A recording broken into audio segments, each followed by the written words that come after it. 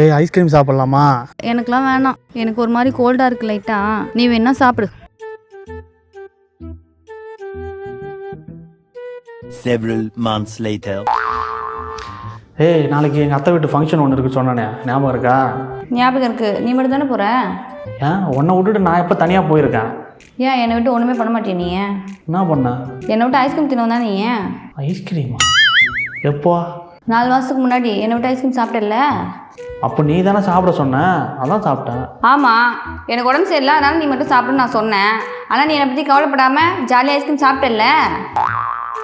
அவளே உடம்பு சரியில்லாமல் கஷ்டப்படுறாளே, அவளை விட்டு நம்ம மட்டும் ஜாலியாக ஐஸ்கிரீம் சாப்பிட்றோமே எங்கேயாச்சும் உனக்கு தோணுச்சா? அதுதானே உனக்கு ஏமா அக்கறையோ பாசமாக ஏதாவது இருந்தால் தானே உனக்கு அதெல்லாம் தோணும். உனக்கு நீ ஜாலியாக இருக்கணும். எங்கே போகிற? அப்போ ஃபங்க்ஷனுக்கு வரவேணாமா? இதுக்கு மேல தாங்க முடியாது குருநாதா.